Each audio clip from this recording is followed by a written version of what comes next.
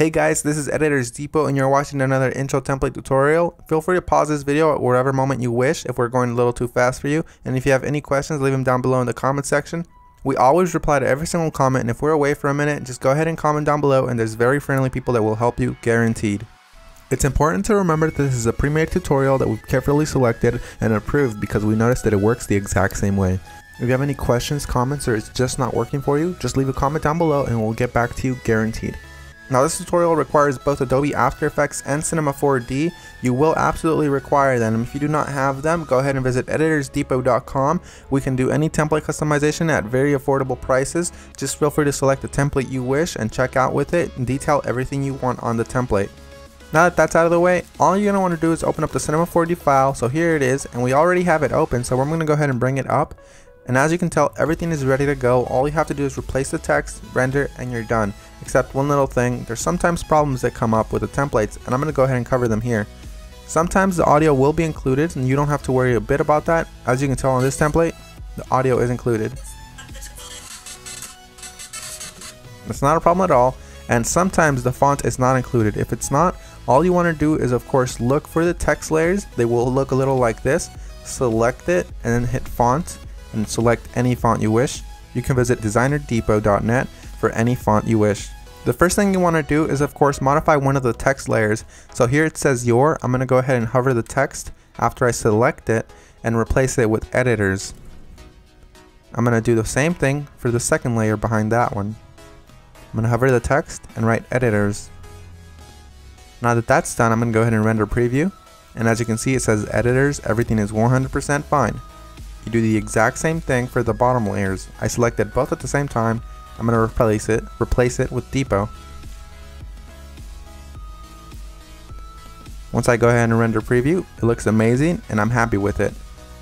I'm 100% happy with the colors because it's red and Editors Depot is red, but if you're not happy with the colors, you can simply come down below, double click it, and make any modifications you wish, whether it's make it green, make it blue, or blend it all together and make a little purple. I'm going to go ahead and keep it this way, and I'm going to go ahead and go to my render settings now. Once you're in the render settings, you're going to want to make sure that your width and height is set to 1920 x 1080 if you have a very good computer or decent computer and you have time. If you have a slow computer and you probably don't have that much time, you make sure you set it 1280 by 720. You want to make sure you tick all frames, and then you go to save. You make sure it has a PNG sequence for a faster render that does not reduce quality at all. And you want to make sure you select file here. Make sure you make a folder for this one render sequence that's alone and empty. Mine is template render, and I'm going to name my every single sequence render. You close that and you begin the render. While it finishes rendering, I'm going to go ahead and open up my Adobe After Effects file and go ahead and get started with that for you guys. As you can see, that says that there's two files missing, so I'm going to go ahead and find them for my computer.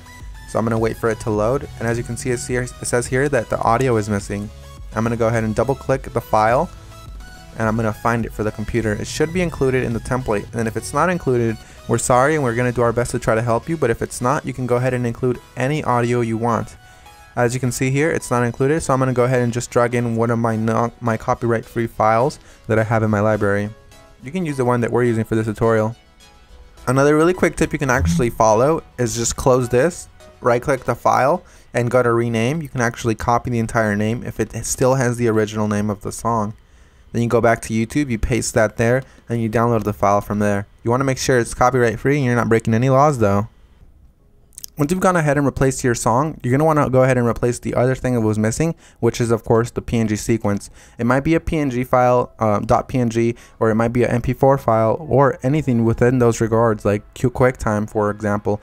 You're going to go ahead and double click it and replace it with your render sequence. I'm going to select the first frame, scroll all the way down just to be safe, and select the last frame. You want to make sure you do the same thing, all while holding shift, so it selects every single one. You make sure you tick on sequence here where it says PNG sequence. You should have that option for Windows as well. You hit open and it will import every single one and it'll make it look like a video. That makes your render much faster and it looks the exact same. So we're 100% done. Assuming you have every single one of the plugins required, you're 100% done, and if you don't, you're going to have a black screen similar to this. But if you do have a black screen similar to this, you're going to just want to make sure you troubleshoot it by turning off or turning back on whatever adjustment layers might be messing up your entire video. As you can see here, all of the adjustment layers, one of them within these messed up the entire render, so I'm going to go ahead and turn them on one by one. That one's fine, that one's fine. Oh, this one's the problem here. So you make sure you turn them back on, and you're done. So I had one layer that messed everything up, and that's because I do not have the correct plugin. You want to make sure you fix that, and you want to make sure you don't run into that problem again. And finish the composition by adding it to the media encoder queue. That pretty much summarizes our video, guys. I hope you all enjoyed it, and if you did, remember, drop a thumbs up if you liked it. Drop a thumbs up if you are a fan of us and you like what we're doing. And guys, we really appreciate every single one of you from the bottom of our hearts. We really appreciate every single one of you guys, whether you're liking this video, disliking, or you just left and you didn't even watch this tutorial, guys. Hope you all have an amazing day, and as always, this is Maurice. Visit EditorsDepot.com for any customization of templates, and have an amazing day. Take care, guys.